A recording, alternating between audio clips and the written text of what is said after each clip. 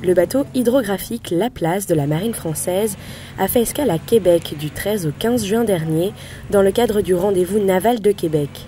En mission à Saint-Pierre-et-Miquelon, le navire en a profité pour venir faire relâche en terre québécoise. Visite à bord et rencontre avec Grégory Galmiche, lieutenant de vaisseau et commandant du bâtiment. Donc bonjour, je suis le lieutenant de vaisseau Grégory Galmiche, je suis le commandant du bâtiment hydrographique Laplace. Bâtiment hydrographique qui est déployé actuellement sur Saint-Pierre-et-Miquelon depuis la France et nous sommes actuellement dans notre deuxième escale canadienne à Québec.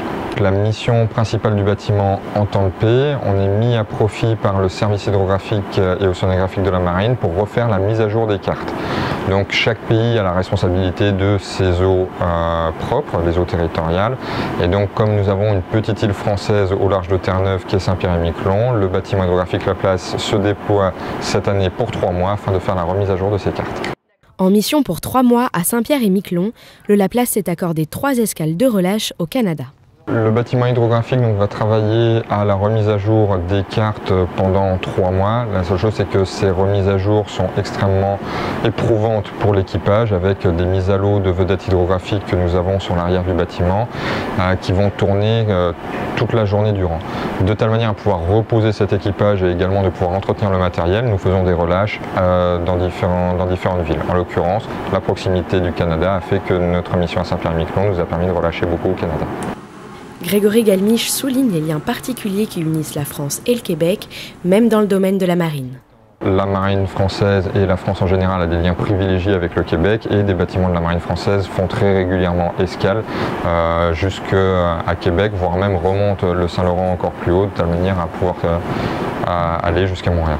Au-delà, c'est également l'accueil qui nous est réservé par les habitants de Québec, quel que soit le bâtiment de la marine française qui fait escale, qui nous amène à renouveler assez régulièrement ces différentes escales.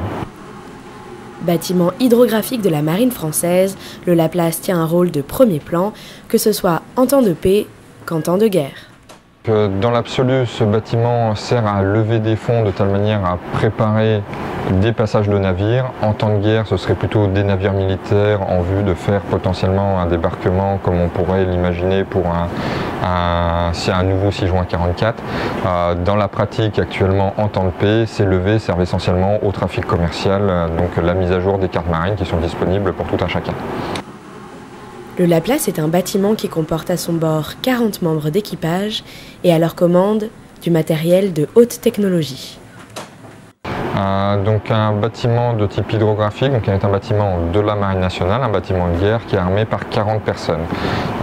Ces 40 marins sont renforcés dans le cadre de l'hydrographie par une dizaine d'officiers mariniers et également un ingénieur.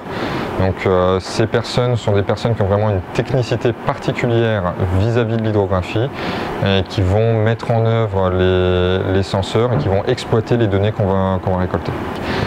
Les bâtiments à vocation côtière comme le Laplace ont un tonnage de 1000 tonnes.